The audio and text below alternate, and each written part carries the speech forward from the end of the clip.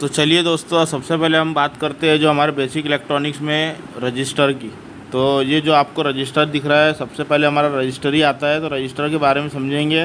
Register का shape बहुत तरह का आता है, जैसे कि फिक्स रजिस्टर और वेरिएबल रजिस्टर। ये सब क्या करते हैं, करंट में रुकावट पैदा करने का काम करते हैं। और जो सिंबल दिख रहा है आपको, ये रजिस्टर का सिंबल है और इंग्लिश में रेजिस्टेंस भी बोला जाता है इसको। एग्ज़ाम्पल से बात करें तो आपके सर्किट में अगर बहुत तेज़ करंट बह रहा है तो आप क्या करेंगे कि कंट्रोल करना चाहेंगे, तो वहाँ हमको रजिस्टर का यूज़ करना होता है। ठीक है, तो करंट को कंट्रोल करने का काम रजिस्टर का है। रुकावट पैदा करता है ये ज़्यादा करंट। जैसे कि एलईडी दिख रही है आपको, तो यहाँ पे देखिए एक 1K का रजिस्टर लगा हुआ है, 10K का, 1K का जो भी है, तो उसके अकॉर्डिंग वो एलईडी हमारी फूकने से बच जाती है ये।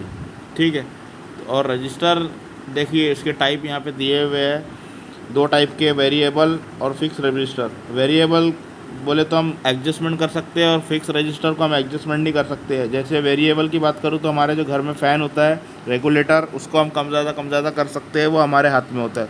पर फिक्स रजिस्टर में उसकी वैल्यू फिक्स होती है। ठीक है, तो फ़ैन का जो रेगुलेटर है वो वेरिएबल रजिस्टर ही कहलाता है। अब यहाँ पर ये जो आपको दिख रहा है पोटेंशियोमीटर, ये भी एक तरह का रजिस्टर के तौर पे इसका यूज़ किया जाता है। पर ये रजिस्टर का ही एक प्रकार है, हम बोल सकते हैं पोटेंशियोमीटर को भी रजिस्टर के लिए यूज़ किया जा सकता है इसको भी।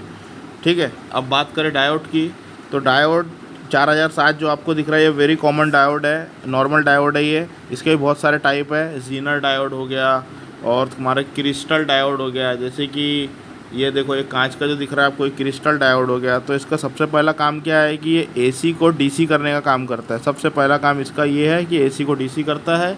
और दूसरा काम ये है कि डीसी में ये ब्रिज का काम करता है, यानी कि पुल का काम करता है। ब्रिज जो हमारी नदी का पुल, जैसे कि एक तरफ से गाड़ी आ रही है और दूसरे तरफ से गाड़ी नहीं आ रही है, यानी वन वे सप्लाई देने का काम करता है ये, ओनली वन वे रास्ता। एक तरफ से गाड़ी आएंगी, एक तरफ से नहीं आएंगी। जैसे कि ये वीडियो के ज़रिए से आप देखें तो ये देखिए, वन साइड वैल्यू दे रहा था और सेकंड साइड नहीं दिया। तो इस तरीके से ये डायोड काम करता है। और डायोड बहुत टाइप के आते हैं, लेकिन जो मैंने बताया वो सबसे ज़्यादा इसी टाइप के आता है। और ये हो गया हमारे लाइट इमिटिंग डायोड, ये भी इस तरीके से ही काम करता है, जैसे कि एक तरफ से करंट को छोड़ती है और दूसरे तरफ से करंट को ब्लॉक कर देती है। अब बात करें अगर करंट की, तो जो हमारे घर के अंदर में जो करंट आता है, जिसको हम एसी करंट बोलते हैं, जो बिजली आती है जो हमारे करंट में ट्रांसफार्मर के द्वारा से आती है, जिसको हम एसी यानी अल्टरनेटिंग करंट बोलते हैं। और डायरेक्ट करंट यानी डीसी, जो इन्वर्टर की बैटरी से करंट हमको निकाल के देता है, वो डीसी करंट होता है। इसमें रेजिस्टेंस नहीं होता और ये डायरेक्ट करंट बोलते हैं, इसको डीसी को डायरेक्ट करंट बोलते हैं। और एसी और डीसी कितना ख़तरनाक है, इसके लिए अलग से मैं वीडियो बनाऊंगा, आप हमारे से जुड़े रहेंगे तो और भी बहुत कुछ बताऊंगा मैं। तो अब बात करते हैं कैपेसिटर की। तो कैपेसिटर क्या होता है, ये एक बहुत टाइप के कैपेसिटर आते हैं मार्केट में। तो तीसरा कंपोनेंट है वो कैपेसिटर होता है। और ये कैपेसिटर क्या करता है कि बोर्ड के अंदर में, जैसे कि आप देख सक रहे हैं कि कितने सारे टाइप के हैं, तो ये क्या करता है, डीसी करंट को स्टोर करने का काम करता है। पहला काम इसका ये है। और डीसी करंट को स्टोर करता है और एकदम से छोड़ देता है। सर्किट में करंट को स्टोर करता है डीसी को, और एकदम से रिलीज़ कर देता है, झटका पैदा कर देता है और करंट को एकदम से रिलीज़ कर देता है। जैसे कि बल्ब वगैरह अगर लगाएंगे ना, तो बल्ब एकदम से मतलब रिलीज़ कर देगा, या झटका दे के बंद कर देगा। एकदम से चालू होकर 1 सेकंड में बल्ब बंद हो जाएगा, झटका दे के बंद कर देगा। और दूसरा काम इसका ये है कि एसी वोल्टेज में इसका काम सिर्फ करंट को फ़िल्टर करने का है। और ये 2 टाइप के आपको दिख रहे हैं, एक पोलराइज होता है और दूसरा नॉन पोलराइज होता है। तो चलिए दूसरी बात करते हैं ट्रांजिस्टर की। ट्रांजिस्टर का अगर नाम आ जाए तो समझ लो ट्रांजिस्टर का काम जो है स्विचिंग करने का है। जहाँ ट्रांजिस्टर का आपको नाम आ जाए तो समझ लेना कि इसका काम जो है स्विचिंग करने का है। 2 तरह से काम करता है, एक तो ऑन ऑफ करने का काम करता है, यानी स्विचिंग का काम करता है, यानी ट्रांजिस्टर का काम ही पहला यही है। और दूसरा काम इसका एम्पलीफिकेशन का काम करना। अब एम्पलीफिकेशन से मुराद ये है कि जैसे कि हमारा कोई वॉल्यूम को अगर एम्पलीफाई करना है, बढ़ाना है, तब भी हमको ट्रांजिस्टर का यूज़ करना पड़ेगा। जैसे कि हमारा रिमोट के सिग्नल को बढ़ाना है, तब भी हमको ट्रांजिस्टर का यूज़ करना पड़ेगा। रिमोट का सिग्नल इससे एम्पलीफाई भी कर सकते हैं। अगर तुम्हारा ट्रांजिस्टर मान लो सिग्नल को कम है तो इसको बढ़ा सकते हैं ट्रांजिस्टर लगा के। वॉल्यूम का अगर कम है तो वॉल्यूम को बढ़ाना है तो वॉल्यूम को भी ये एम्पलीफाई करने का काम करता है, यानी इसका बूस्ट करने का काम है, एम्पलीफिकेशन करने का काम है, सिग्नल को बढ़ाने का काम है इसका। ठीक है। इंडक्टर कुछ नहीं होता है, इंडक्टर एक सिंपल सा कॉपर का वायर होता है जो कि दो तरह से वर्क करता है। एसी वोल्टेज में अलग काम करता है और डीसी वोल्टेज में अलग काम करता है। एसी वोल्टेज पर हम इसे यूज़ करें तो सिग्नल जनरेट करने का काम करता है। एसी वोल्टेज पर ये सिग्नल जनरेट करने का काम करता है और डीसी वोल्टेज पर ये मैग्नेटिक फील्ड जनरेट करता, तैयार करता है। अब मैग्नेटिक फील्ड बोलने से जैसा हमारा लोहा चुंबक जो होता है, तो लोहा चुंबक की तरह ये डीसी वोल्टेज पर काम करता है।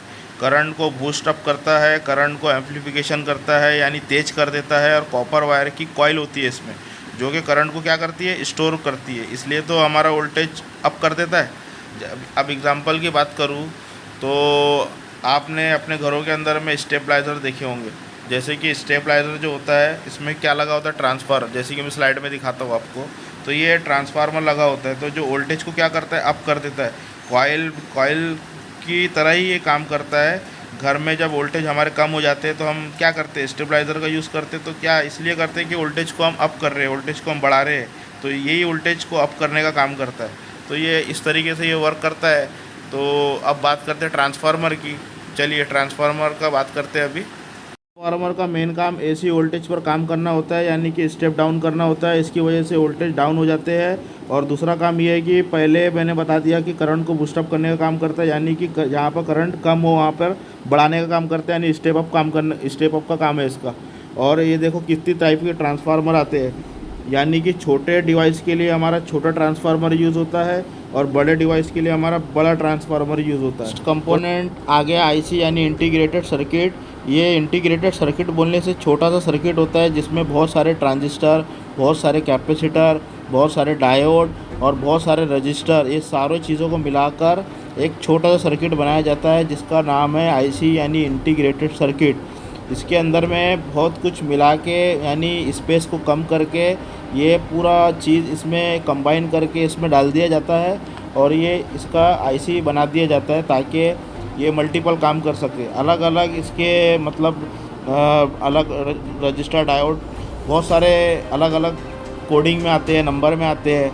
तो ये नंबरों में जो आते हैं मुख्तलिफ ये सारों को एक ही में कर दिया जाता है, जिससे आईसी बहुत अलग अलग टाइप के पैकेज होते हैं इसकी, जिस तरीके से आप भी स्क्रीन पे देखें। तो ये सारी चीज़ों को समझने के लिए डायग्राम की ज़रूरत होती है। जैसे मैंने आपको अभी इतना आसान कर दिया कि कंपोनेंट को आप देखते साथ यानी बोर्ड को पहचानने का नज़रिया आपको बदल गया है, लेकिन उसके आगे की जो एडवांस की स्टेप होती है वो डायग्राम की होती है। इसके अंदर स्कीमेटिक आता है, बोर्नियो आता है, पीडीएफ आता है, बहुत सारे बोर्ड व्यू आता है, तो बहुत सारे इसके अंदर में डायग्राम आते हैं। तो आपको एक अंदाज़ा तो लग ही गया है कि रजिस्टर का सिंबल क्या होता है। मैंने अभी एक वीडियो नहीं बनाया हूँ, लेकिन आप मेरी पुरानी वीडियो देखेंगे तो उसके अंदर आपको सिंबल रजिस्टर की क्या होते हैं, कॉइल कैपेसिटर की क्या होते हैं, उसकी कोडिंग क्या होती है, मोसफेट को कैसे पहचाने, एन चैनल क्या है, पी चैनल क्या है। तो ये मैं आगे चल के जब मोबाइल वगैरह के आगे मैं वीडियो लाऊंगा तो आपको बेहतरीन समझ में आ जाएगा। अलग से डायग्राम की वीडियो भी लेकर आ जाऊँगा। 402 चैनल अच्छा लगे तो सब्सक्राइब करें। धन्यवाद। यही वाला ये है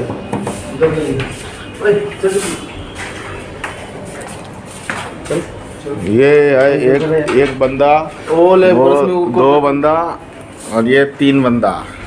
ये सब हम लोग के ट्रेनिंग सेंटर पे सीखने आए हैं,